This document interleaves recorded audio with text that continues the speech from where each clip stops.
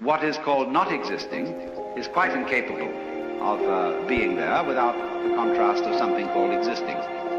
It's like the crest and the trough of a wave. You can't have a wave that is all trough and no crest, just as you can't have a wave which is all crest and no trough. Such a thing has never been manifested in the physical universe. They go together. And that is the secret. There really is no other secret than that.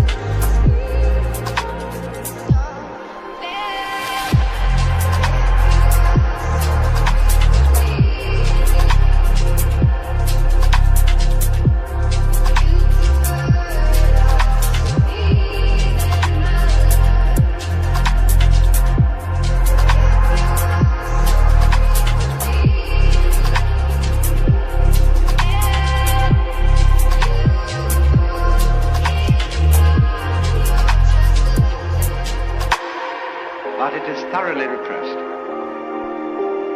And therefore, we are all educated to feel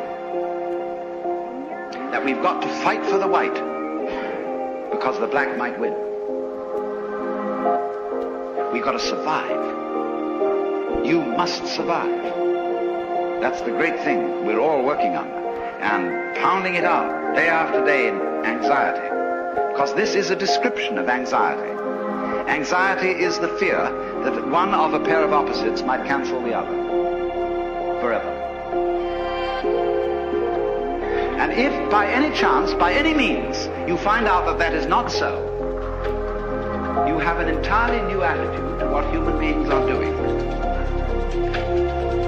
which may be very creative, but which also may be very dangerous.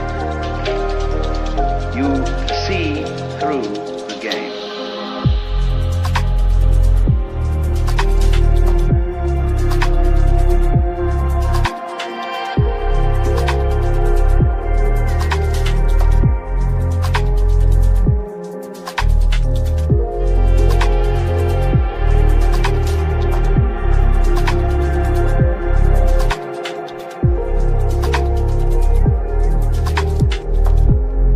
Now, you see, what is, let me speak specifically for a moment. I said the subject of this is LSD.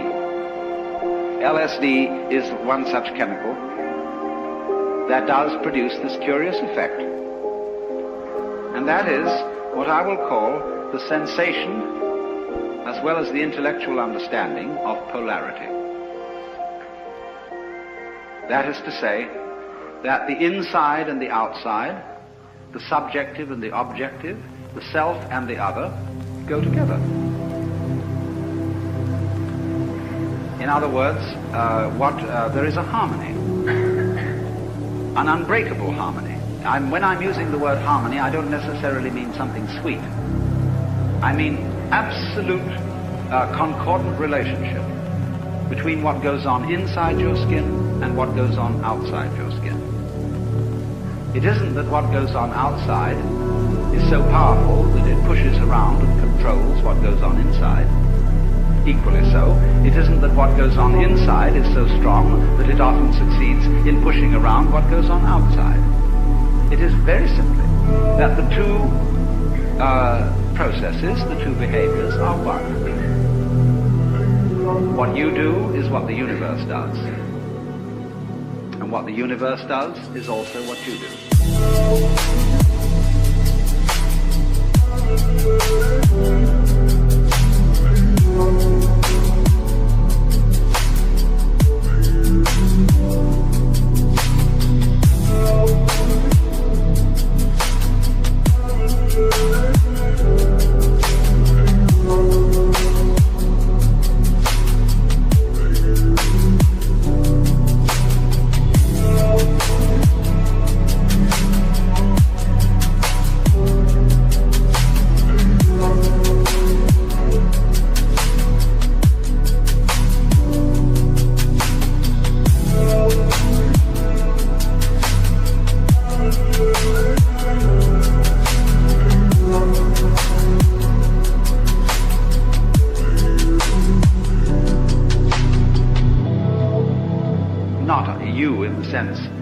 Superficial ego, which is a very small, little tiny area of your conscious sensitivity, but you in the sense of your total psychophysical organism, conscious as well as unconscious.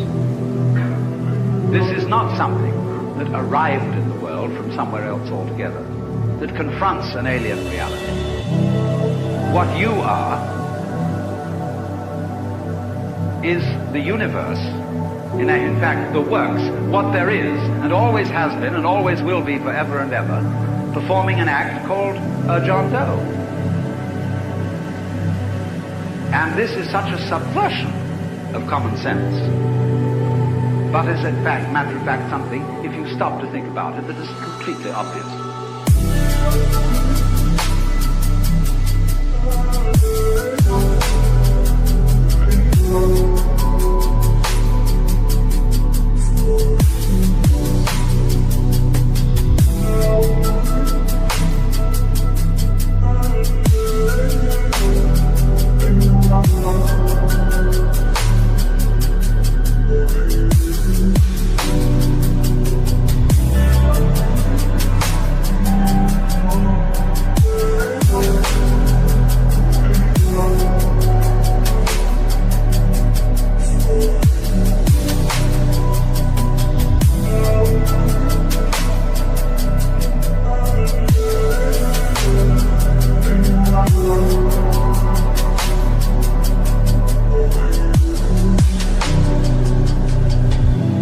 Everything conspires to prevent you from seeing that obvious thing.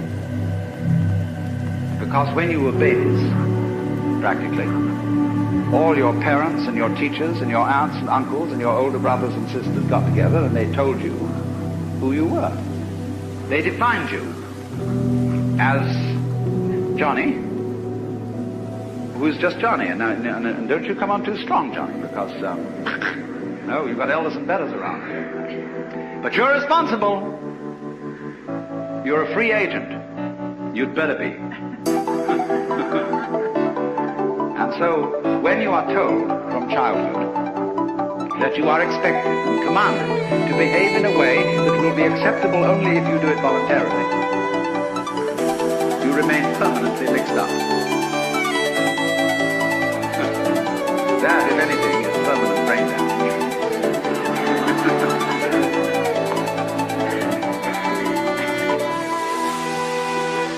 But that's the idea, you see, because that's the game we're playing. You started it. I didn't. See? That's the game we're playing.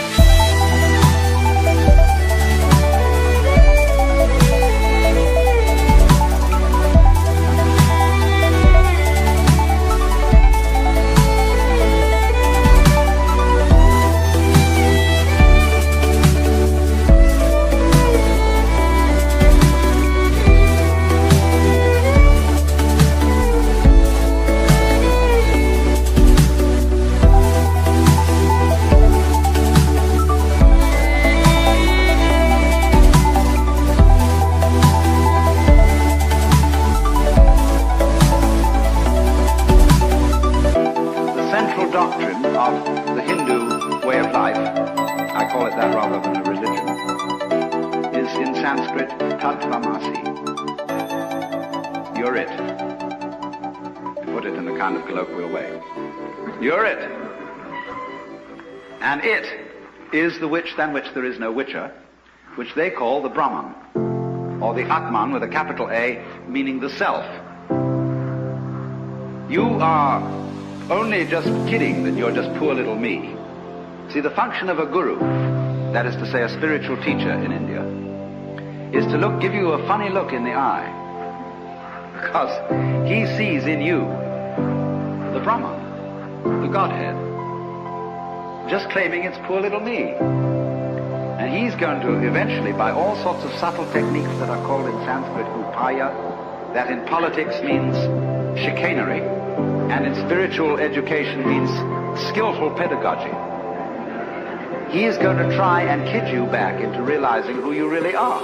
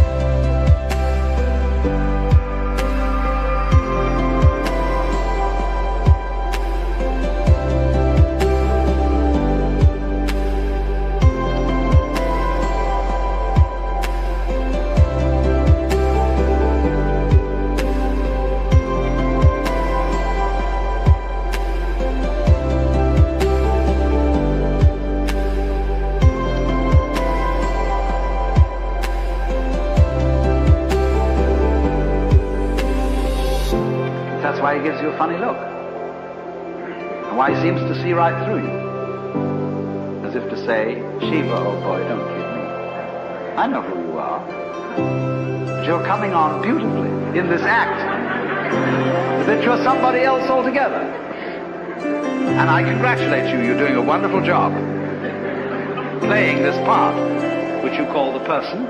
My person, you know, a person is a fake. The word means a mask. So if you read books on how to be a real person, you're reading books on how to be a genuine fake. The word persona, as you know, means a mask worn in Greco-Roman drama. So if you come on to the Guru and say, well, he asks you who you are, Sri Ramana Maharshi, when anybody came to him and they said to him, as people do, who was I in my last incarnation? Or will I be reincarnated again? He always replied, who's asking the question?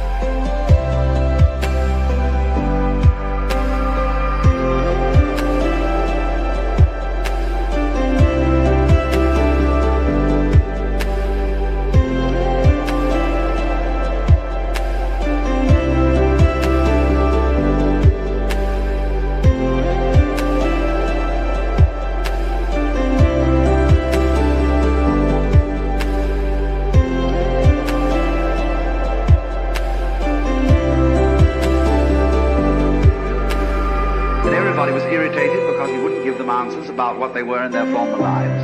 He just said, who are you? And he looked at you. Have you looked at photographs of this man? I keep a photograph of him close by because of the humor in his eyes.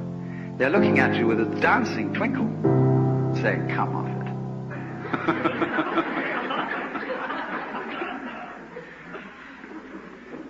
Now then, in these Asiatic traditions, it is well recognized that people who get the knowledge that you're it may very well run amok.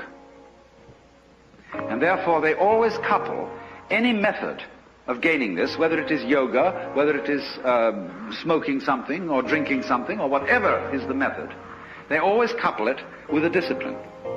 Now, I know the word discipline isn't very popular these days, and I would like to have a new word for it. I would prefer to use the word skill. Discipline is a way of expression. Say you want to express your feelings in stone. Now, stone doesn't give way very easily. It's tough stuff.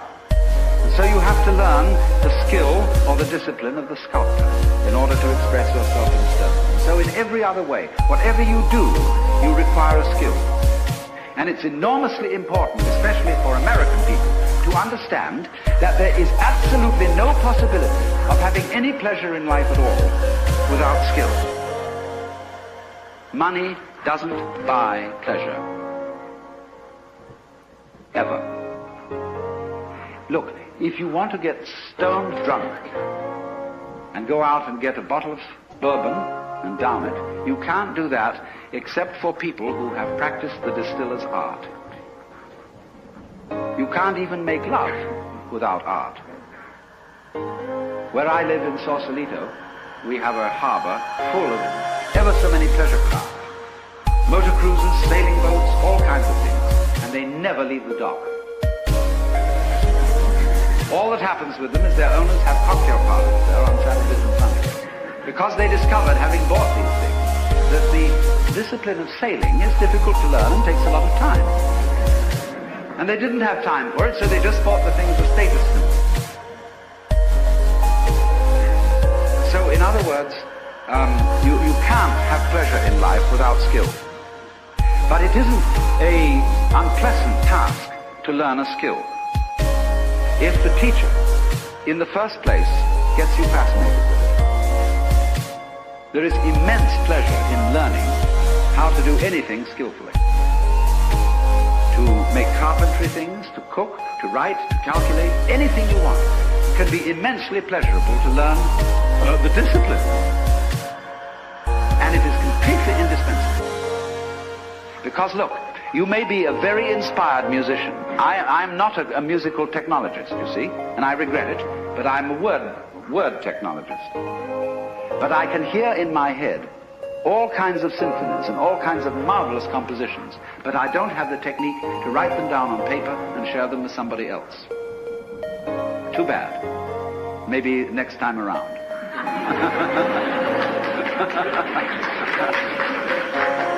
But you see, so far as words are concerned, I can express ideas because I have studied language.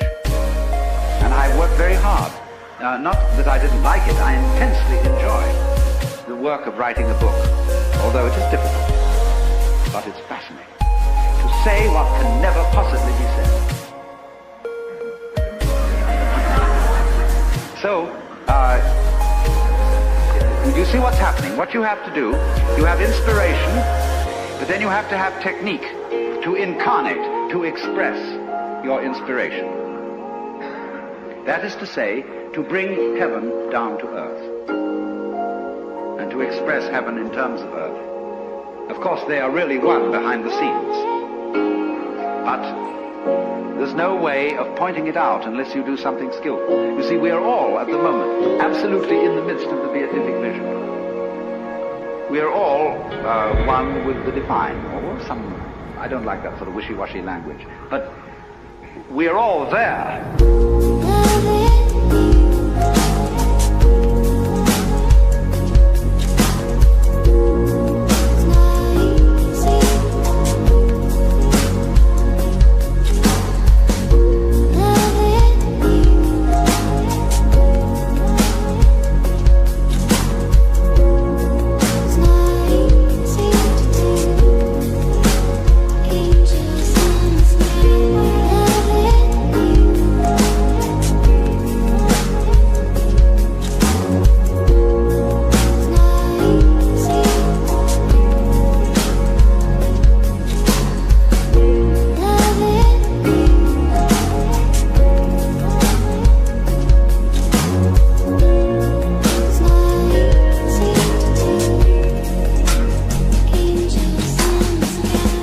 So much there that we're like fish in water.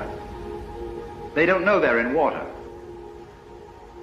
Like the birds don't know they're in the air because it's all around them. And in the same way, we don't know what the color of our eyes is. I don't mean whether you've got blue or brown eyes, but the color of the lens of your eye. You call that transparent, no color. See, because you can't see it. But it's basic to being able to see anything.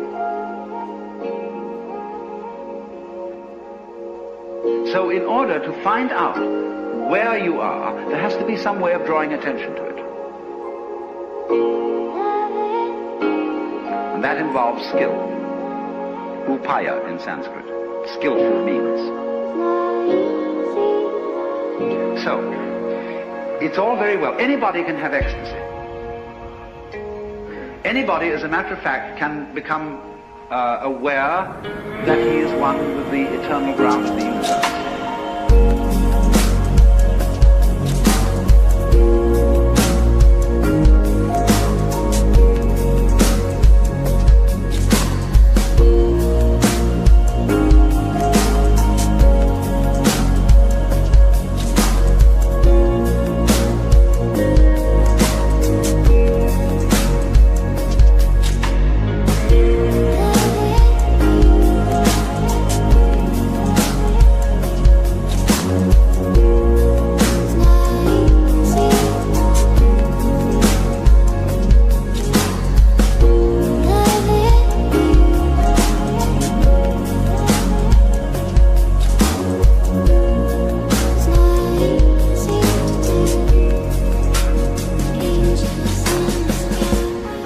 That while you were very, very high on LSD, you looked into a filthy ashtray and you saw the beatific vision, which is, of course, the case, because wherever you look, if your eyes are open, you will see the face of the divine.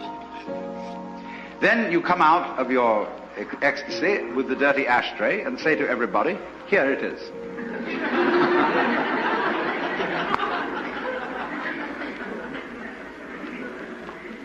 No, there is a possibility, if you are an extraordinarily skillful painter, or even photographer, of presenting the dirty ashtray so that everybody else will see almost what you saw in it. But you will have to have a technique which will translate every grain of ash into a jewel. Because that's what you actually saw. I'm sorry, man. But that requires mastery of an art.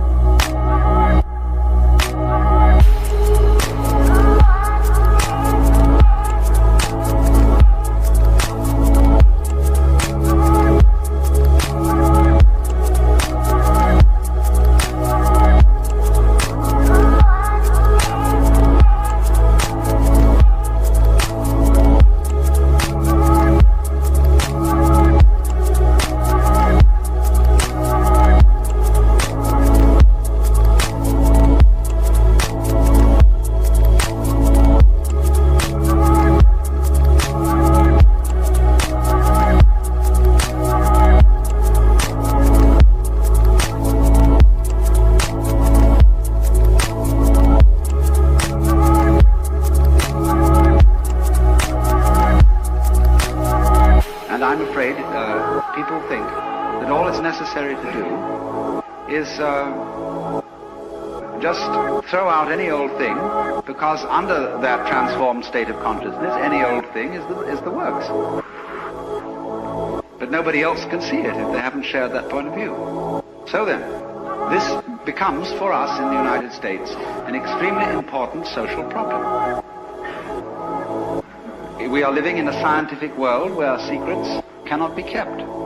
And anyone, anytime, can pick up something which will short-circuit all the ancient religious techniques, yoga practice, meditation, etc., etc. This is all very embarrassing, but it will happen. And they will see what all those sages and Buddhas saw in ancient times, and it will be very clear.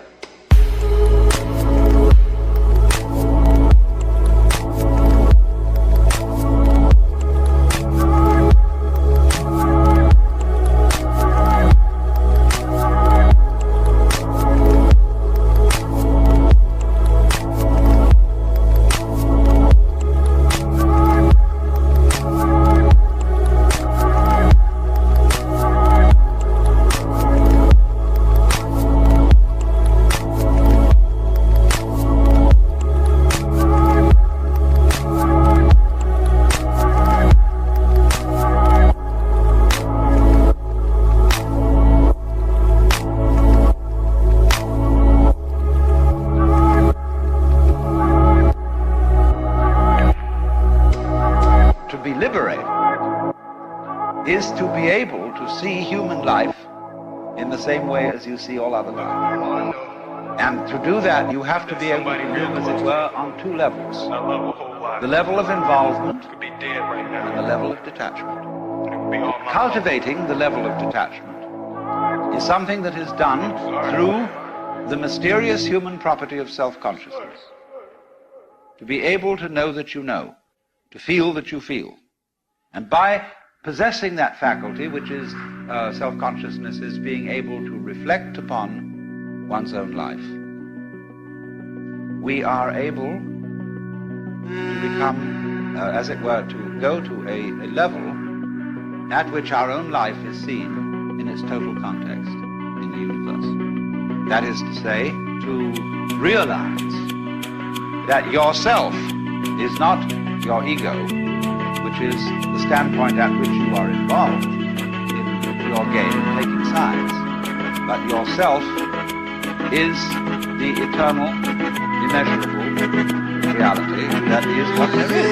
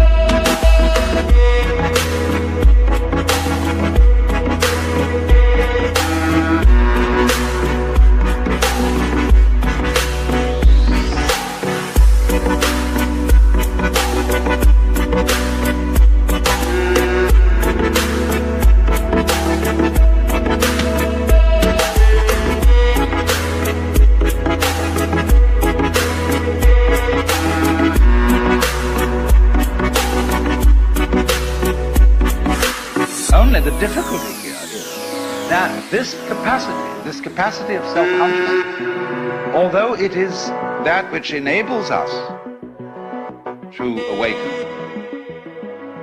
is also capable of getting us into perfectly frightful messes.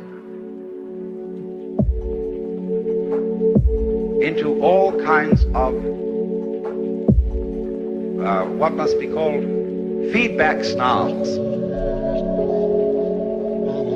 where you know that you know. You can think about thinking, and the moment you can think about thinking, you can think whether your thinking was right or not. Did it come off? Did I do the right thinking? Then you start to worry. Then you start to worry about the kind of thinking you are doing about thinking. And so builds up our peculiar human anxiety. When these creatures that are not self-conscious behave, they behave spontaneously. They just go zoo, zowie, and do what they have to do. And so if it doesn't work, they die. But they don't worry about it in advance. That's that. Magnificent, you see. And human beings have a faint memory, kind of archaic, sort of collective unconscious Jungian style feeling that there was a time when we didn't have to worry, when we could never be neurotic. And a great deal of religion, you see, is an attempt to regain the golden age.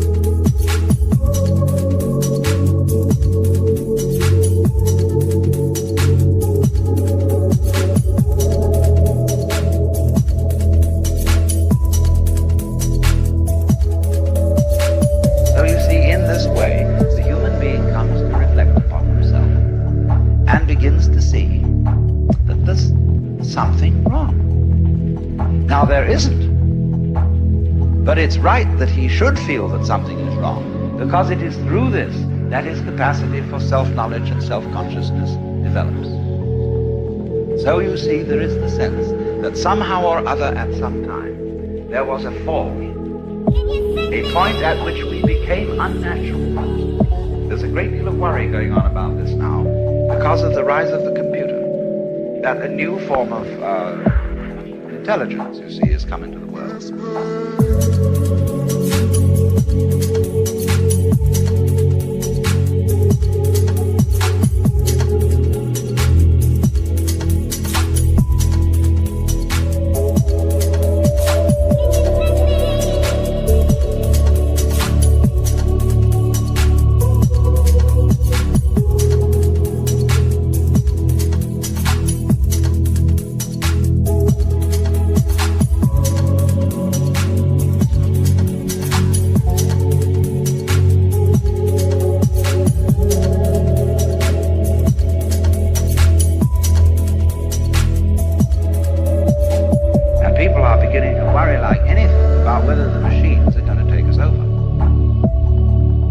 We've got to realize that machines aren't, see, machine is becoming a dirty word. Just a machine, mere machinery, you see? But actually, there has grown out of us, through these things, enormous electronic circuits that are new forms of life. And these are all connected with us. They're not separate from us. They're not something like a different order of beings that might come from some other planet and conquer us. The whole development of the electronic minds and brains that we have are new cortexes. See, the cortex overlaps the original central brain. And as it were, when you play this game, you know, putting hands over hands over hands, children like to play, it's a game called capping. The cortex caps the central brain that is more like the brain of an animal and enables us to reflect on it. Now, all this machinery that we are making is an extension of our brain and is a new kind of life. Open your eyes and make your entrance.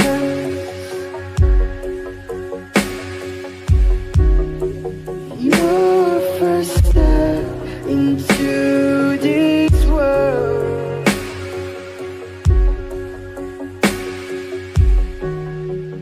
Take my hand, I will embrace you.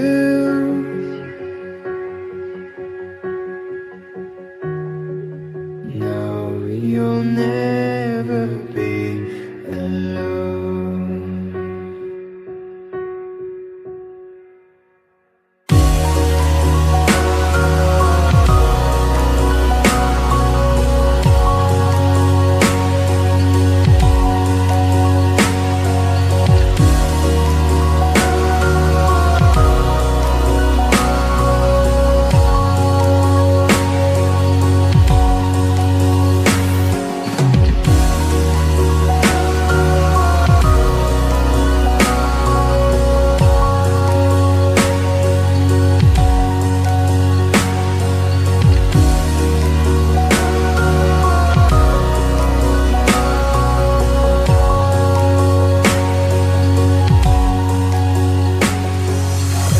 But it worries us. And when we start to do that, we get the feeling something is going wrong. There has been a fall, there has been a mistake. And exactly the same sensation, you see, is anciently connected with the development of self-consciousness in the cortex.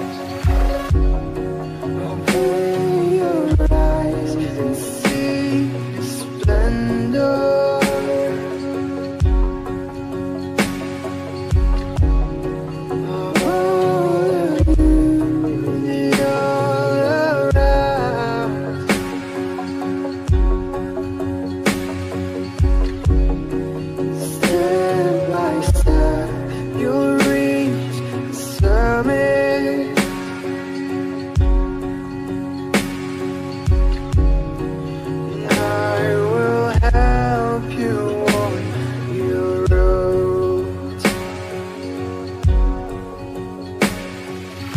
Something went wrong. Because every time we get that feeling, it means that we've taken a new step in controlling things. Instead of relaxing and letting our wings fly us like a moth or a bird, we now have these jet planes where we have an elaborate system of anxious people, morning, noon, and night, checking it that those things go right.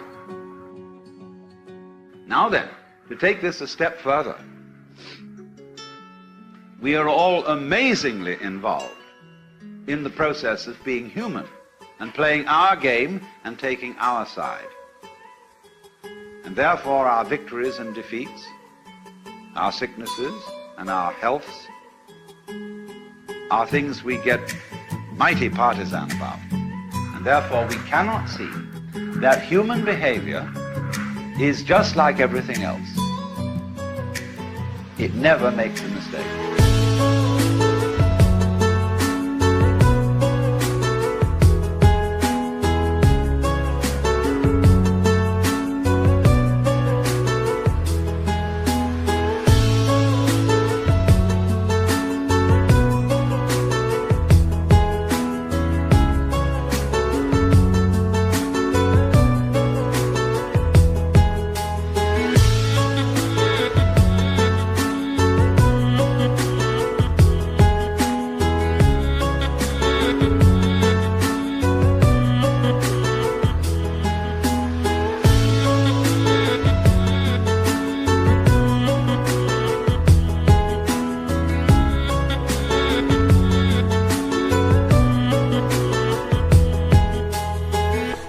Only it's never making a mistake must include the feeling that mistakes can be made.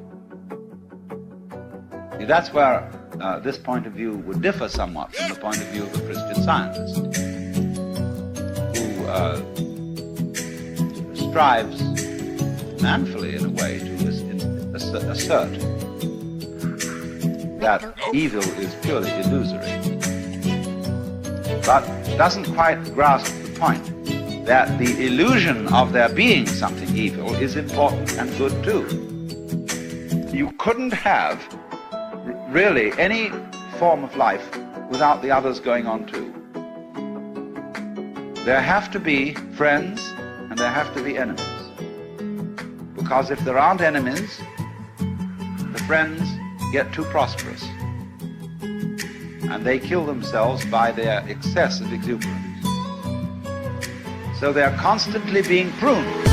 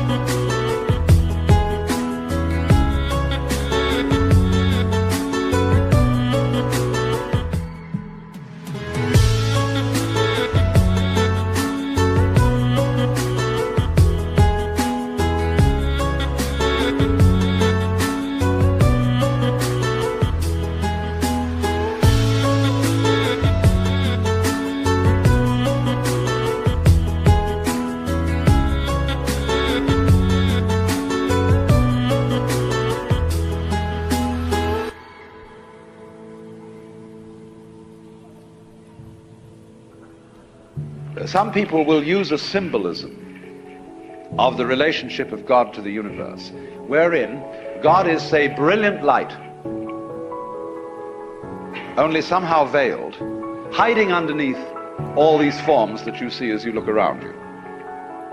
So far, so good. But the truth is funnier than that. It is that you are looking right at the brilliant light now,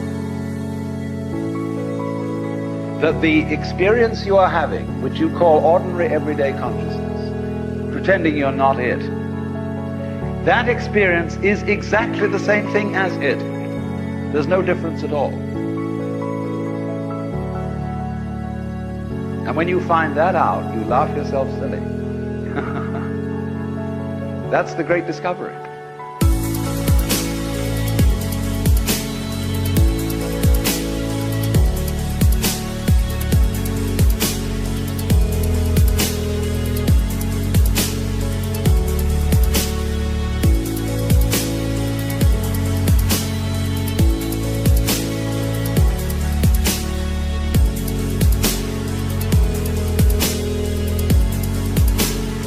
When you really start to see things, and you look at an old paper cup, and you go into the nature of what it is to see, you realize that that vision of the paper cup is the brilliant light of the cosmos.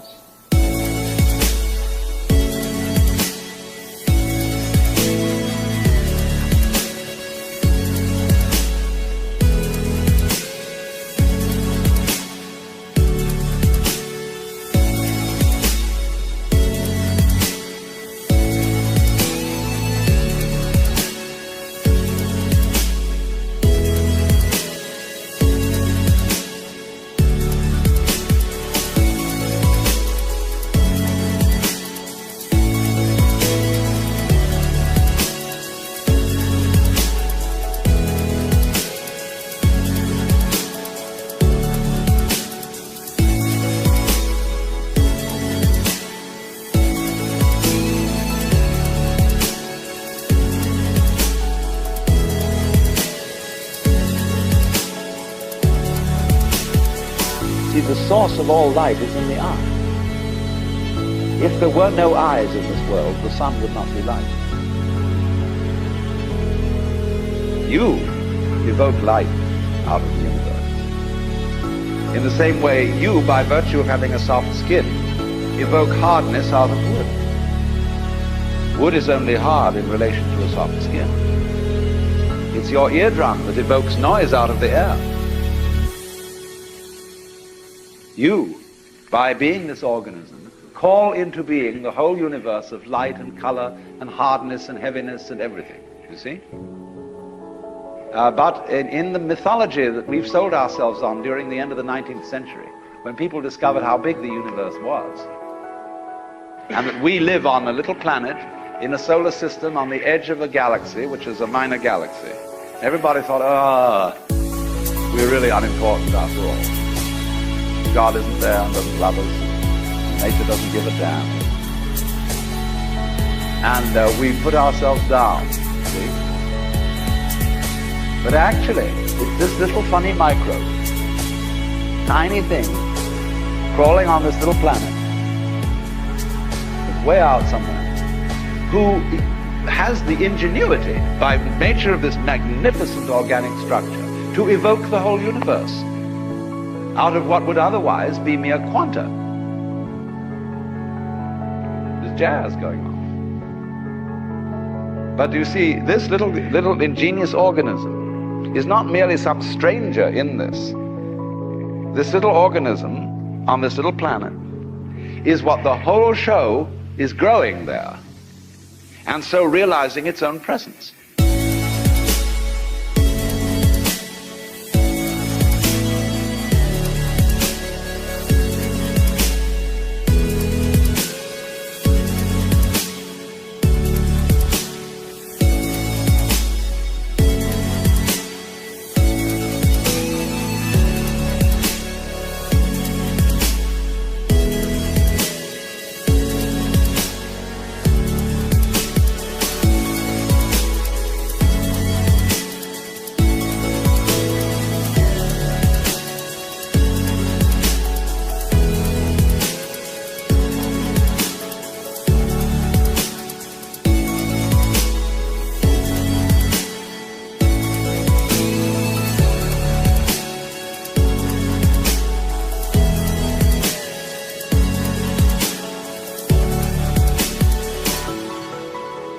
Now, here's the problem.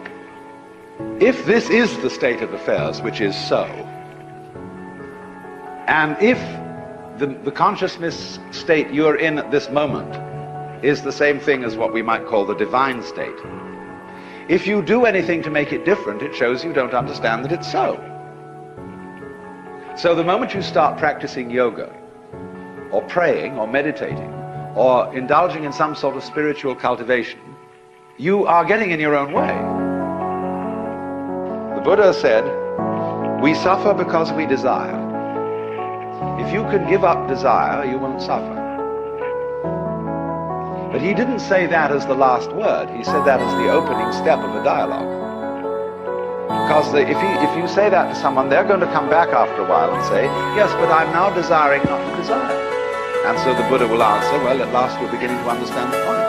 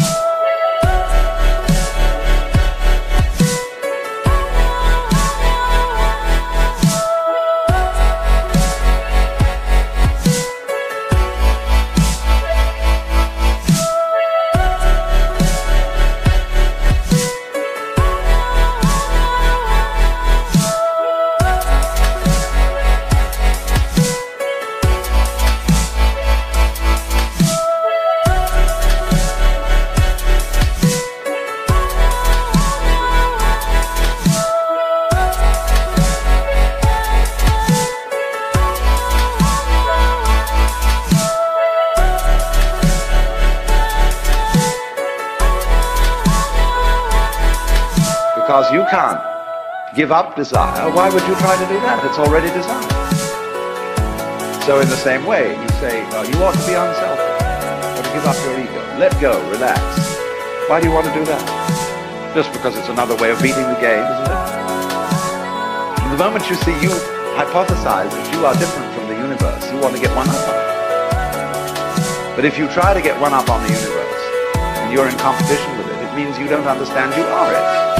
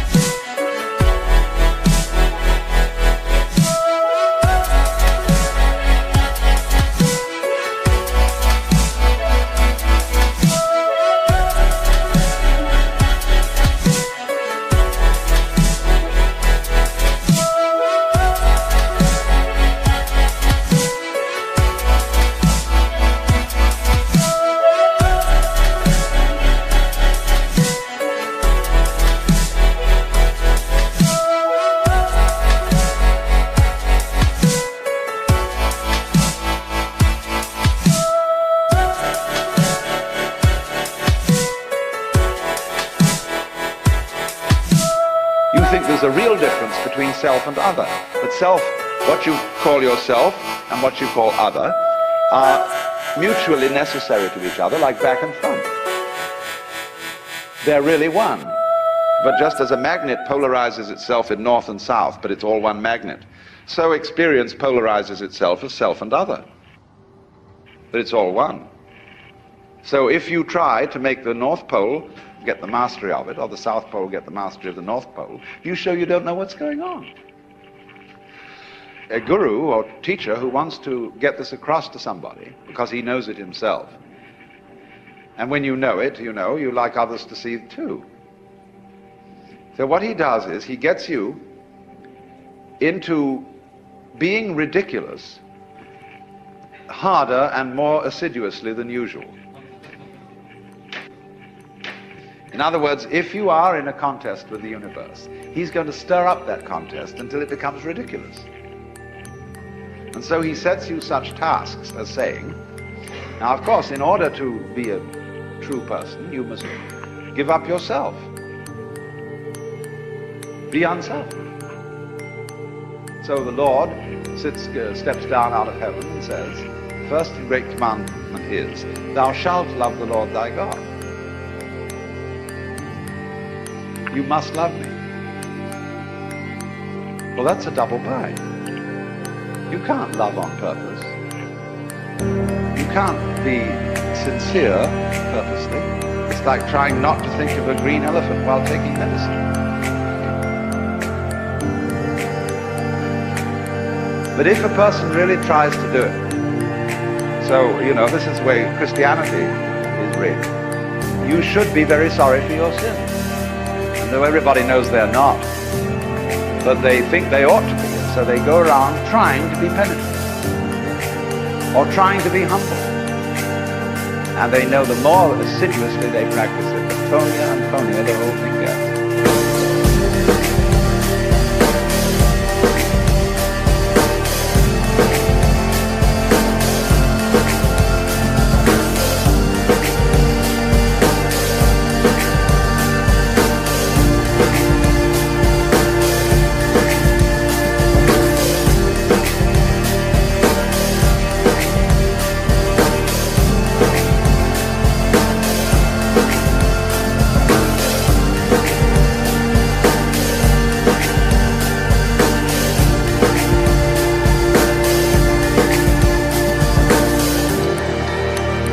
If you think you have a problem, see, that you're an ego and that you're in difficulty, the answer that the Zen master makes to you is, show me your ego. I want to see this thing that has a problem. When Bodhidharma, the legendary founder of Zen, came to China, a disciple came to him and said, I have no peace of mind. Please pacify my mind. And Bodhidharma said, bring out your mind here before me and I'll pacify it. Well, he said, when I look for it, I can't find it. So Bodhidharma said, there, it's pacified. See, because when you look for your own mind, that is to say your own particularized center of being, which is separate from everything else, you won't be able to find it. But the only way you'll know it isn't there is if you look for it hard enough to find out that it isn't there. And so everybody says, all right, know yourself, look within, find out who you are. Because the harder you look, you won't be able to find it. And then you'll realize that it isn't there at all. There isn't a separate you. Your mind is what there is. Everything.